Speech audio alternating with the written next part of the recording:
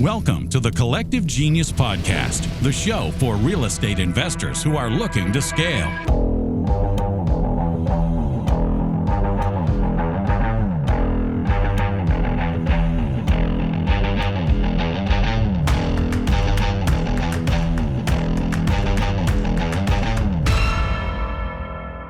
Welcome back into the Collective Genius Podcast, the podcast for real estate investors that want to grow and scale their business. Today, I've got someone that scaled multiple businesses, and I'm excited because Andrew Becker, who joins me now, is the host of, I was recently on his podcast, Team Lead Talks. He's the host of that podcast. He's a CG member, was a CG member, now is a family mastermind member. He's got Billions, his operating system, Brighter PPC for real estate investors, and then most recently we talked about the Probate Engineer. There's so many different things to talk to you about, Andrew. First and foremost, welcome to the pod. Awesome. Thank you so much for having me, man. I appreciate that very warm opening and welcome. Well, you did the same for me on your pod, so I do appreciate that. For those that don't know of you, Andrew, let's give a brief. There's a lot of things we just covered in there. Give me the kind of a list you listed when we were in pre-show. You listed all the kind of the order of the businesses. Give a proper introduction of what you're most excited about and what you're working on right now. Yeah, I think my newest endeavor is the last thing that you had mentioned, called Probate Engineers. It's essentially a course to teach people to become expert in the specialty or niche of probates. And it was a big part of my team and our business when I ran operations. I started a team back in 2013. We did retail and wholesale and, through trial and error, figured out what was working, what wasn't, kind of thing. Landed on probates about 7-ish years ago. And just through everything that I'm working on, Leon, and conversations with people in the business, they're like, how are you getting leads? And we can offer PPC, but not everyone can afford it right away. But probates is a very economical entrance into a lead engine that if you put in the time and the effort and you become the expert and you can talk the language and you know how it works and what to say and what to do, it could power your whole business. So that's what I'm really most excited about with everything else I have going on, to just add or supplement to all of our clients and customers and my friends in the business to their business model. So you've got the Probate Engineer that's lead focused on, for retail as well as wholesalers or flippers. The Brighter PPC element, that's something that's newer within the last year and a half, right? Yeah. So let's talk a little bit about that. We'll go more in depth on these. I just want to give kind of a brief intro.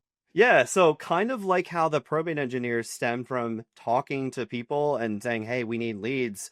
About 7-ish years ago in our company, and we're in the DC area, so very competitive market up here, but we started doing PPC on our own, got really, really good at it.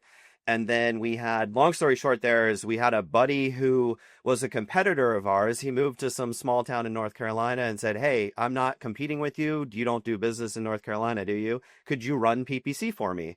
And at the time, I had not given it any thought to offer this as a service, but we're like, okay, we'll try it. And it worked really well. And then just from word of mouth and people, introductions from people who were under us, we kind of spread across the United States, and now we're running and operating PPC campaigns at a very optimized high level for investor wholesalers. Some just do wholesaling and buy and flips, but some, what we like to call is the hybrids. They also have a brokerage model or the real estate model as well, where they can kind of, no matter what the exit strategy is for the homeowner, they can help and give them options of saying, hey, Leon, I can buy your home in 2 weeks, don't do anything, cash, very easy. Or I happen to be at this brokerage, we can renovate it, sell it for the most, highest price on the market, you pay on the back end, et cetera, and kind of everything in between. So that's what Brighter PPC is. Okay.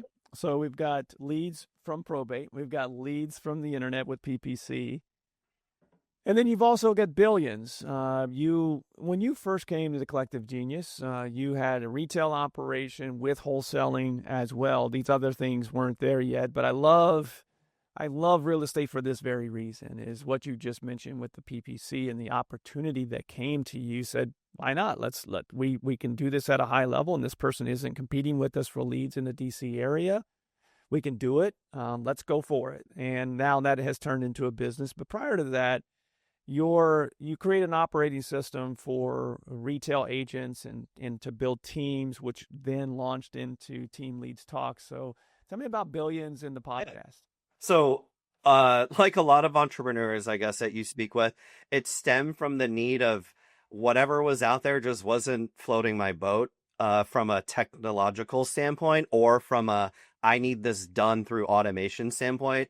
And we were on all these different platforms, like you probably heard of the majority of them, but we always hit some sort of system limitation where I said, you know what, I'm tired as a team owner of asking Leon every single time he goes on an appointment, what happened?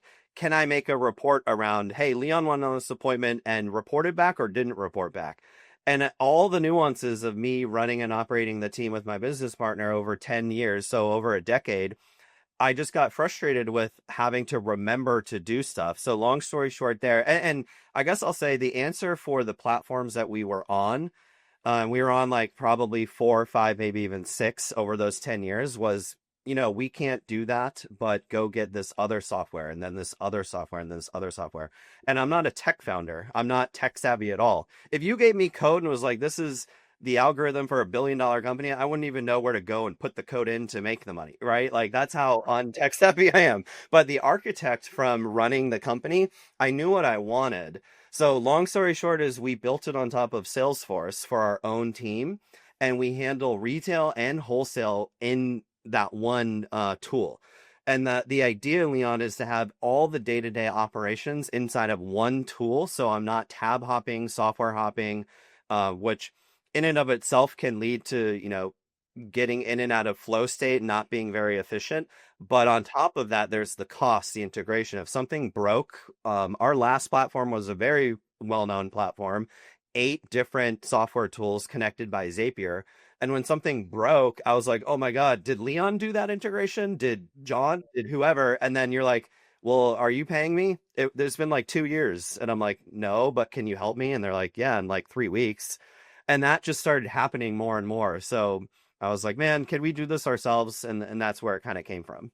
And then the Team Lead Talks came from, I just like talking to people like you and talking to people in the industry. It's just a good way to network and kind of build content and authority out there. So started reaching out to the people I know and say, hey, I'm starting this podcast. Do you want to be on it? And they can share their story, and hopefully someone listening can learn something for their life, their business, community, whatever, and take away something cool. So I want to go back to, and we're going to discuss obviously more on all of these, but I was having a little PTSD with what you were speaking to in 2014, 15, when I joined the Collective Genius. There was this platform that was being introduced, and I want to say this was 15, and it was the first time that anybody had ever introduced this new operating system, this CRM. Because most people, even people that were flipping a couple hundred houses a year, in fact, I remember in my group, Brad Chandler with Express Home Buyers in DC was in the group, and I was like, he's doing how many houses? My goodness. And I just remember a lot of people in that room were still operating under Google Sheets, spreadsheets, and some may have been using some CRMs that were more built for retail or were part of their retail business, and then they just continued to use it for follow-up and as a CRM for their investment business. But everyone was searching. That was a big ask by everyone. Everyone that did a hot seat back then was like, I just really would like 2 things what they were looking for. Number one, I need help with personality test for hiring. Yeah, test that everyone did back in the day. It was DISC was the number one back then, right? And then everybody was like, I need more. I need more. And then the second piece was, man, who is using a CRM that they're happy with? And I don't think one hand was raised. And a couple meetings after that, Podio was introduced. And I remember Podio being a platform that were like, ooh, that's pretty cool for that person that has that built out already. Yep. But to your point, and there are going to be some that are listening to this that don't have a clue what we're talking about because they started within the last 3 to 5 years, and they've had access to the left mains of the world, or they've had access to resimplies of the world that are very plug and play Yeah. for this industry. Well, that didn't exist, 10 years ago. No. And so when Podio was introduced, everyone went out and got Podio. And to your point, everything that you wanted to do as an open source platform, you had to go and find something to connect to it. And I just remember people saying, oh, if you want to do this, you got to plug into this CRM. And I'm just writing down all these names of this software that I have to plug in, and I have to zap this and zap that. Yeah. There's got to be a better way. And again, people that are, newer, they don't have any clue. And others that have been in this business for a long time are having some of that same PTSD with me, because it was such a hard platform to work with. And to your point, you might have someone build it out and they get you to a certain point, and then you have another engineer that comes in and a software person that helps you build that piece of it out. And now you've got 5 or 6 different people that are helping you with it. And it just had to be an easier way. It was ripe for disruption. And thankfully, we have a lot of the Stephanie Betters of the world that have come in, the charades that have come out with resimplies of the world that have just really simplified this process for where investors are at that given time in their business. So I had to, when you started talking about zaps, I started immediately thinking of how bad the CRMs were back then. And I just remember going, I was better off with Sheets, quite frankly. Yeah, man. Podio was actually we started back in 2013, and Podio was our first ever CRM. And I knew nothing about CRMs, obviously brand new to real estate as well. But over the course and time of what you just described, you're giving me PTSD as well. So that's the idea. And the thing about it is, now people want things right away, working right away, and disparate systems and connecting all those, segregated tools. It's tough. And I just wanted to run a business, like my marketing and my sales business for the real estate part, and say, hey, what's out there? So the model that we take, and this is across all of the companies that we were talking about earlier that I'm kind of running right now, it's the done for you, almost like a franchise model where you don't have to go and figure it out. As much as we can, we take the, done with you out of it, and we just do it for them. So what you get is a 95% solution for billions, for example, and then say, hey, I do it a little bit different. And the cool thing about being on top of Salesforce is you can, sky's the limit with the amount of customization that you could do potentially. But it's like a McDonald's, right? Like, you want to start a hamburger joint, you could figure it out on your own, or just go get a McDonald's, and tomorrow you have the blueprint for literally everything. And that's what we try to hand over to people. And then you say, you know what, I just want to make this tweak. And then because it's on a platform that's, most probably one of the, if not the most valuable platform, because I think it's worth like 200 or 300 billion at any given time, but it's recognizable as, you can come in and make it your own, which is really cool. I think McDonald's is the perfect analogy, because McDonald's is a franchise that will allow you to have regional items on your menu. I lived in Hawaii for 3 years, and I remember items that you could get at a McDonald's in Hawaii you couldn't get anywhere else, but it's limited, right? That 5% that you were talking about. Yeah. So it is a perfect analogy for that 5% of customization that you allow for. I call these pods conversations with geniuses, because most of the people that come on here are current members or former members. And it's the lifestyle and the journey of a real estate entrepreneur. Obviously, you are a serial entrepreneur, but a lot of what you do is based on systems and processes. So the journey of how you got there, for those that don't know your history, you didn't start in real estate. You actually started at the Pentagon, which led to, I think, some of this sales and process mentality that you got to. So take people back of, getting out of college and going to work at the Pentagon while not being military, right? Yeah, I was a civil servant or a civilian, if that helps describe my position. But I worked at the Pentagon, at the Air Force, and I learned systems, processes, and checklists. So my role there was a brand new organization got set up to oversee the nuclear weapon stockpile that the Air Force is responsible for. So I entered that. I was an intern there, actually, and this is back in 2009. Started as an intern, rolled that into a 7.5-year career. I did overlap between real estate and Air Force for 2 years from 2013 to 2015. And then in 15, I resigned my position. But because nuclear weapons are so important, right? Everything had to be done very systematically. And I'm already OCD by default. I think I mentioned to you earlier, like, if a book is out of place on my desk or something is out of place on my desk because one of my kids moved it, I will notice right away and it will bother me. So that's kind of where I learned all this stuff, because we had to follow a policy that said you have to do it this way by law. Like Congress would write these laws that we would have to follow. The Secretary of the Air Force would enforce, and then, all on and down the line. So I got to fly all over the country to different Air Force bases and see some pretty cool stuff and learn that systems, checks, and balances. And then I took that coupled with my OCD and I said, that's how I want to run my real estate company. And that's how I want to run my software. So I've built in predictable, repeatable steps through what I learned from, the Air Force times, and took that knowledge and an operational standpoint into everything that I do today. That's kind of where all that came from. Well, this is why I wanted to ask the question is I have, we have over 500 members, as you know, throughout the country in the Collective Genius. And if you look at our select and elevate tiers, people generally in the business between that 1 to 5 year time frame, they start to at year 3, 4, and 5, as they're growing their business, they start looking at, all right, now I have to have predictable, repeatable systems in place because I have to hire. I can't scale without people. Yeah. And the best way to have success with people is having repeatable processes that are tried and true to grow a business or to grow your revenue. Yes.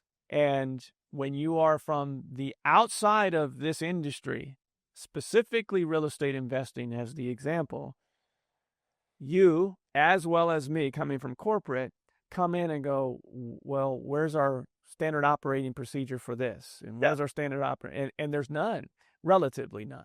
For most businesses as they're growing. And at the time that I entered this business, I didn't understand it. I was like, why? This is so disorganized.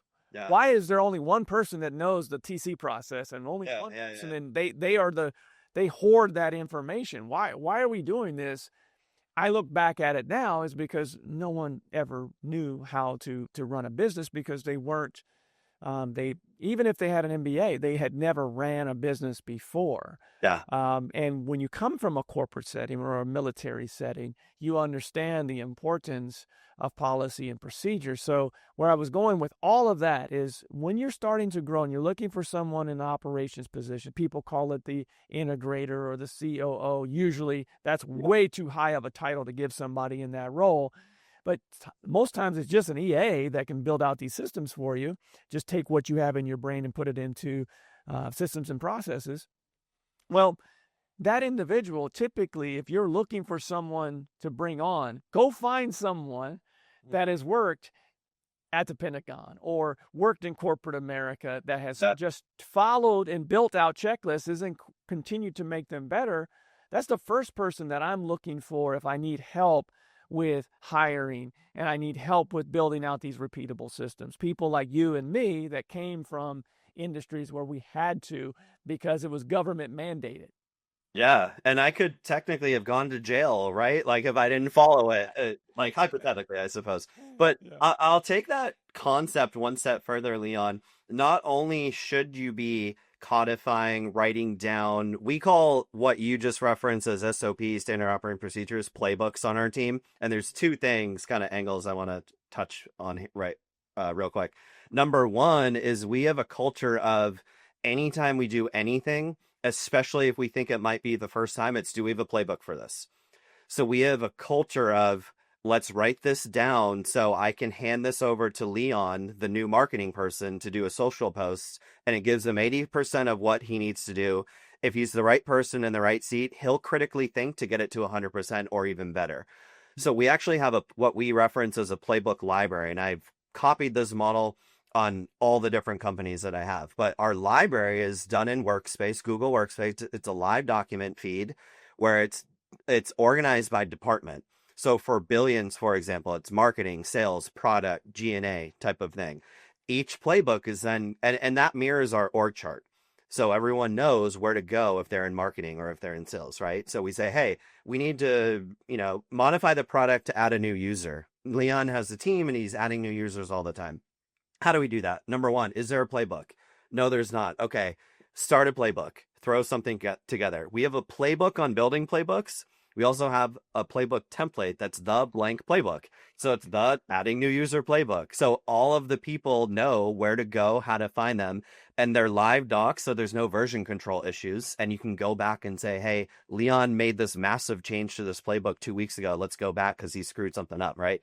But then there's a checklist. It almost serves as like an audit to say, hey, something went wrong when he was trying to add this new user. Instead of saying, hey, Leon, how did you add this new user compared to how Amber added a new user, compared to how I add a new user? It's at the end of each playbook, and we can talk about in more detail of the playbook if you would like, but at the end, it's here's the 5 steps did you do. Leon, did you do this? Yes. Did you do that? Yes. Did you do that? No. Okay, that's what happened. Why didn't you do this? Well, I didn't. It was unclear. Okay, what's unclear? Let's make the change. Okay, change made. Go fix it. Playbook is updated in real time. Everyone knows what to do. Without that, you would have been like, well, I think I went here. I did this. And that's time and energy that no one wants to expel because you're doing that. And then there's another person that made a mistake adding a new user. You have to go through the same thing. So the audit itself is what is most important. And I read a lot. I study a lot of CEOs who've grown and scaled and talk to a lot of people who have grown and scaled in this industry. And the main common denominator factor is I grow and scale by SOPs or playbooks or writing stuff down so I don't have to spend all this time. So when we have a new team member come in for product, it's like, whatever you need to do, here's the playbook library for that. In this section, you can look at marketing and sales if you'd like, I suppose, but this is your section. And then on top of that, from the real estate team side, we built in the playbooks into our framework of the platform itself. And an example of that is there's one way to do stuff and one way only. In the platform, we literally removed and ripped out every other way. So if you set an appointment, Leon, there's one way to do it, one way only. You cannot physically set an appointment by going around our built-in process. So I know when I have a new ISA or appointment setter joining the team and they say, what do I do when I set an appointment? I go, click here, fill this in, click save, and then that's it.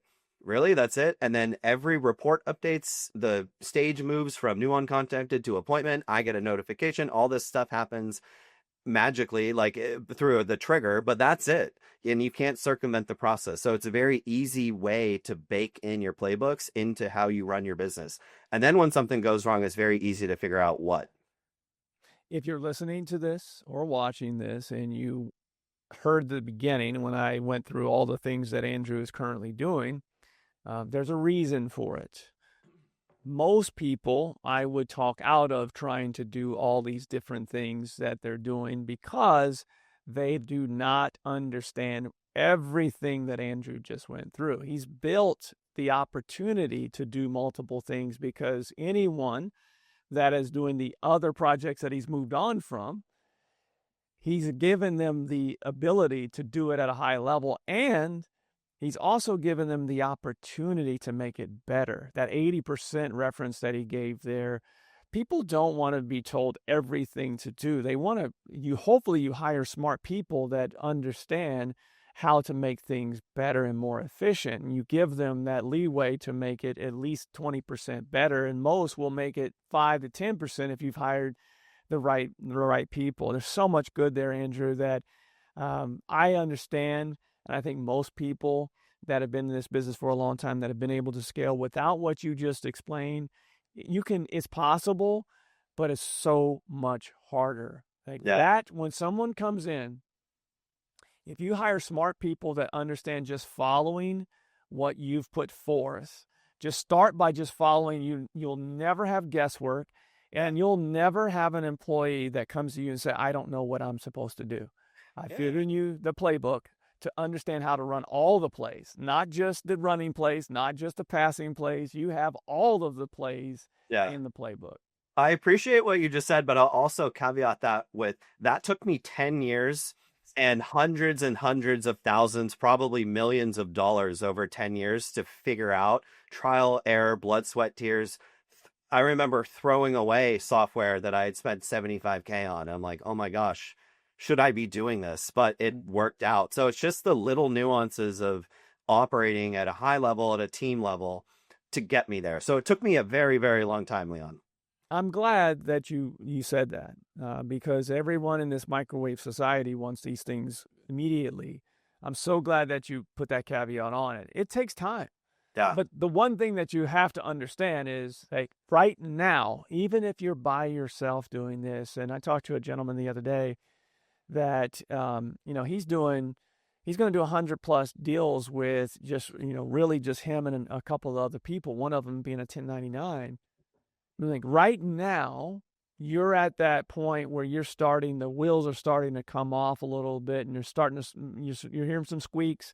Start getting these things out of your head today and getting them into a live document that can be edited, that can be done, someone can come on immediately and start helping you because you've already gotten all that stuff out of your head. So the best time to start was yesterday. The next best time is today. If you haven't started to write out and think about each play that happens within the entire framework of that particular position. Now, I was going to follow up with this because you obviously took 10 years to build out these things. When you left the Pentagon, you said you had 2 years already under your belt of kind of doing both. Mm-hmm. Did you enter this going, and you entered retail and you said, hey, I'm just going to grow this retail business? Was that the plan? Were you planning on getting into investing? When you made the jump, what did you make the jump for? Yeah, that's a great question. And the answer for me is once I actually started tracking the data is why I made a jump. I didn't do it because of an emotion or because of a personal preference. So, and what I mean by that is we started at a brokerage doing retail. And what I mean by retail is helping you buy a home or helping you list your home. And then we heard about this thing called wholesaling and said, oh, this is interesting. Like, what is this? But at the time we were flying blind. Like a lot of people I speak with, and maybe you know of, like, the dude that was closing 100 deals, I would argue that if he had his data and was able to make data-driven decisions, if he was doing 100, could he not be doing 400 by like really calibrated decision making? And that's where this kind of stemmed from. So we would do retail, we found out about wholesale, and then we wouldn't really know what was working or what wasn't. So I built it into the platform. We now automatically collect data by the one-step framework, the one way of doing things. It automatically spits out this data for us. So we're not even using a spreadsheet. But we started looking at what was working and said, okay, we're closing a lot of retail deals and a lot of wholesale deals. We're just doing wholesaling. And we did some buy and flips. We stopped after COVID happened. But our takeaway was one of the reports that I was very interested in looking at was how much gross for a listing and net for a listing were we making? How much gross for a buyer were we making and net? And then this new thing, wholesaling. And wholesaling was a shorter sales cycle. And we had data, right? We didn't just say we think. We knew this because the data was automatically getting emailed to me every day saying, hey, pay attention to this. We were making like 3x or 3 times the amount of net revenue that we could keep to the company by wholesaling. So we were very retail heavy, small wholesale operation, and then said, wait a second, we should do this. And then we flipped to a more wholesale only model because it was a shorter sales cycle, less, dealing with inspections and listings, and a longer, I think it was like 60-70 day average versus like in the 20s average for a wholesale. So we're making more money doing things faster. But that wasn't just a fly-by-night decision that we made. It took time to collect that data, to analyze it, to actually see it. And then once we saw it, we were like, oh my gosh, why don't we start approaching this from, can we wholesale it? Obviously at the, whatever the best intention was for the homeowner. If it was a listable property, we would say, hey, it doesn't make sense to sell it to us. We can get you more money. But that was just through data-driven decisions that we're able to now see clearly because of the way we ran our operation. Were you primarily, and this is where the PPC company comes into play, were you primarily finding your wholesale leads through PPC, or what other types of marketing were you doing to grow that side of the business? So at any given moment when I was in the operation for those 10 years, we were doing everything and anything, right? We had 50, 60, 70, hundreds of lead sources. And that was the fly by night, like not really tracking. And then what we also did is when we started tracking wholesale listing versus buyer, we were also tracking categories of our leads and what we call lead source categories. So online, i.e. website, PPC, that kind of like drill down, direct mail, postcards, letter 1, letter 2, letter 3, property marketing, that kind of thing.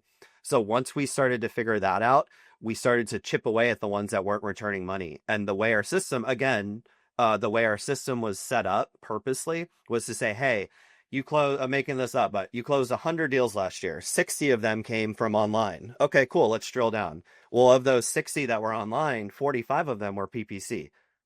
Interesting. Okay, we made $2 million in revenue from PPC. The average deal size was $29K. You closed X amount count, right? What were the other 15? Okay, they came from the website, but we were doing 10 other things online. 0 return, 1 return, 2, like $2,500 return. Said, okay, stop doing that.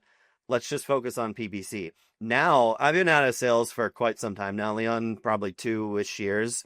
But when we were rocking and rolling at a high level, it was PPC, joint venture, probate, and some, direct mail type of approach too. But we didn't know what we didn't know until we knew it. And that's how we were why we were collecting our data. So that's PPC is our number one lead source, to answer your question. And we can talk to a homeowner and say, hey, Leon, I got your information. Like, tell me your situation. And you say, well, it's beautiful. And like, okay, well, we can buy it for 500, but we think it's worth more. We actually at Sotheby's or KW or wherever we are, right? We can list it for you. And we have that option internally to help them make a, decision based on their best interest. So that's where that kind of came from. So now today, fast forward, running campaigns across the country for real estate investors. Give me, today we talked about this 2025 and into 2025.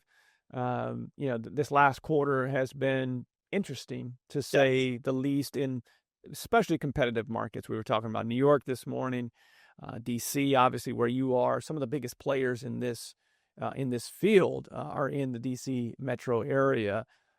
What do you see right now that's working? What's new, if anything, on the PPC side for those that are listening that may currently be doing PPC or are thinking about doing it? Yeah. Well, I can talk about our approach. There's a million different ways to run PPC campaigns, honestly, but we have a different approach. We were on PPC providers as well before we said, hey, can we do this on our own and really put the investment in? But our approach, Leon, is more of a calibrated less is more. So I could easily say for my own operation or any of the operations that we're doing this for, go spend 20, 30, 40K a month in PPC and get all these leads. And you're opening up the Google floodgate really to say, hey, Google, just send me pretty much anyone that types in sell house or a version of like fast or whatever. Our approach to that is quality over quantity. So our campaigns, again, going back to the franchise McDonald's model, is we have a campaign that worked that we plugged into here, into North Carolina, into Florida, into Texas, into California, San Francisco, wherever we are, right? And said, hey, Google, this is what we want. Don't send me 500 leads a month because that's going to lead to burnout. Really hard to filter through all the noise to get to the gold. So we're honestly, man, we're focused on spending more per lead. These aren't like $15, $20, $50 leads. These are $200, $300, $400. In San Francisco, we started $800 for a click, which is insane, right? But when we optimized it, and there are different ways to do that manually, where we signal to Google what we want and what we don't want, most importantly. So we're sending 20, 30, upwards of like 50 or 60, depending on the competition, the cost per acquisition, CPA, to our customers. So it's a less is more approach where we focus on the quality aspects of it so they don't have to sift through. And automation and speed to lead and all these other variables come into play, but that's our bread and butter and kind of, I would say, our competitive advantage, I suppose.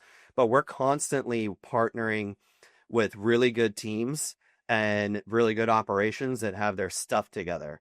Like, honestly, if you came to me and said, hey, can you run PPC for me? What's PPC? Can you explain it? We're like, we're not really a good fit. The other thing is we have what we call a road to 100 and have been pretty public about it, but we are capping the partners that we do this with at 100, and we're not looking for thousands of customers. So we do turn away some people that maybe aren't a good fit and vice versa for us. So that's our approach. It's more of an intimate approach. And I'm talking to them all the time saying, hey, Leon, I saw you just had a 20-minute call. Like, how'd it go? Did you set an appointment? Did you get a contract? Like, I'm very, to the dismay of them, maybe I'm annoying, but we're very involved. I always say that, the hardest part about being a service provider to real estate investors, number one, the best part is that they're not afraid to spend money on leads. It's something that, they understand the return on investment. The hard part, though, is that, especially as a service provider in PPC, is that you cannot always control how they handle those leads. You can't close those leads for them. You cannot take those calls for them. But in this particular case, if I were to run a service provider business, I would run it the way that you're running it. It would have to be qualified people that I know that when I bring them a quality lead, they're going to close that lead because we're going to have a great relationship. I'm going to make them a ton of money, and we're going to truly serve them leads and serve them as a service provider, and there's going to be a great relationship there. So I'm guessing you're doing the same thing on the probate side. Tell me more about that. Yeah, the probate side, it's a little bit of a different approach. While I do, so I'll just say one other thing for the PPC side. I'm very intrusive or invasive when I have those conversations. I kind of play detective and say, Leon, I send you a lead. What happens? And I expect you to say, well, I would want it to go into my CRM. I'd want it to do this. I want it to do that. Like, we pick up I'm like, cool, this makes sense. You have the operation. So that's one thing that's very important. And we'll turn away 8 out of 10 people that we speak with for various reasons. But that being the number one thing of like, I want to trust. We always tell our partners, 50% of the job for us is to send you a lead. 50% is you. It's the old adage of like, I can lead you to water, but I can't make you drink. Like, I could send you 10 of the most highest motivated seller leads on the planet, but if you don't get to them within 30 seconds, 2 minutes max, then I can't help you. So it's and then you're going to say the leads suck, right? Like, oh, I never talked to anyone, but it's like, that's the operational part. So it's very hard to know what's going to work out and what's not, but that's our approach for it. So going to the probate side of things, and this is for really any real estate professional, it's a little bit more open-ended in who we have come into that particular program, because it's a effort approach. What we teach in that in the Probate Engineers program is, do you want to become a specialist, Leon? Yes or no? Do you want to put in it's an education, right? You need to learn the language, the players, the processes through the courts, through attorneys, through all these different variables to be able to confidently speak to a personal representative, also known as an executor or an administrator of an estate, to put them in a good feeling of, hey, Leon knows what he's talking about. He's clearly done this before. Just like anyone listening that's done a real estate transaction. If you had an agent come over and is like, well, here's how I might do it. Here's this, here's that. Then you come over and you're like, this is what we do. This is how we do it. This is how we're going to sell your home for that. I'm like, damn, he knows what he's talking about. I feel comfortable. That's what we're trying to teach anyone going through that program. And it's I always say it's fortunate and it's unfortunate, but it's a never ending source of leads because probate's a public record process where if you know and you want to put in the time and the effort to set it up. And I also teach playbooking it out. So one day, Leon, if you go through the program, you don't have to get the leads. You're having John Smith go get the leads for you. Then you're having Bob Smith call the leads for you, and you're just getting appointments set up. So I'm part of that more advanced portion of that program is leveraging yourself out of it by systematizing it. But you have to put in the effort on the front end. So that's generally for real estate professionals that are real estate agents and or investors with any exit strategy. It's just a source of highly motivated, for the most part, if there's a property, real property in the estate that needs to get liquidated, you come in and say, hey, Leon, selling a house is hard enough, but with all this estate stuff, there's filings and documents and you have to do stuff in order. If you don't, it delays it. That's even more stress. And by the way, Leon, the property's in Virginia and you live in California. Do you want someone boots on the ground that can help you? So that's we make you an A to Z expert so you can talk the talk, walk the walk, and help, secure more business for your company. Things are more competitive today than they ever have been in all of these markets. There's not a market that we have an investor in where they say, it's so easy here. I don't care if it's a tertiary market in the Midwest somewhere. And if there is, let me know, because I want to go. I want to go there as well. Exactly. There are a few people that say, hey, don't tell anybody. We're actually the biggest in our marketplace and we only have a few competitors, but really they're not competition. Don't tell everybody. Yeah, that's awesome. That's few and far between today. Yes. My point of saying that was specific to, there was a time in which people that were doing hundreds of transactions had people specifically going after every type of lead that was possible that would raise their hand as a seller, whether that's networking with foundation contractors, roofing contractors, probate. These are all systems that have been built.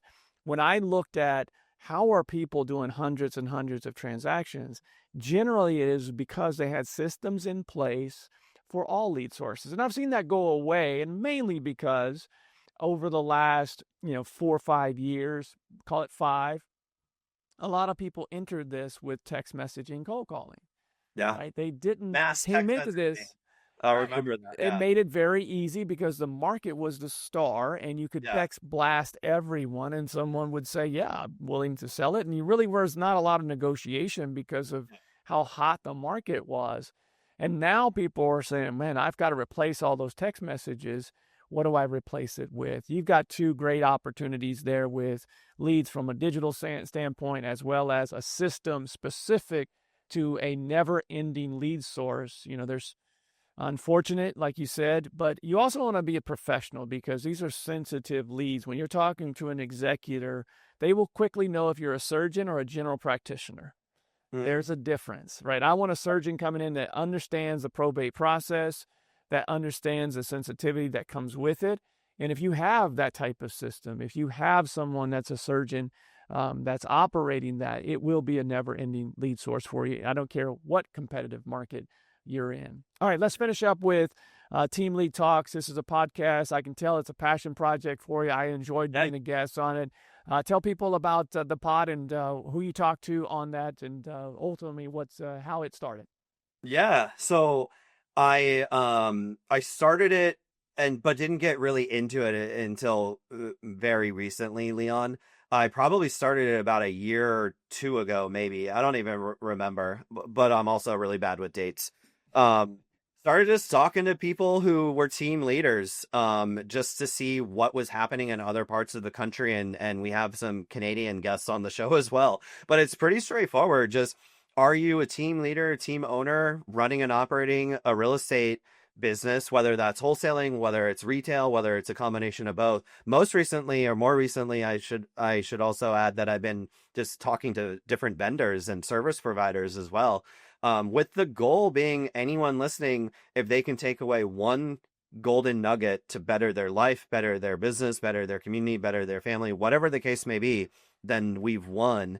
Most recently, though, I had you on it. I had Tom Kroll, Brent Daniels, a lot of really awesome people that I'd met through CG, through family, and I'm also in Coaching Inc.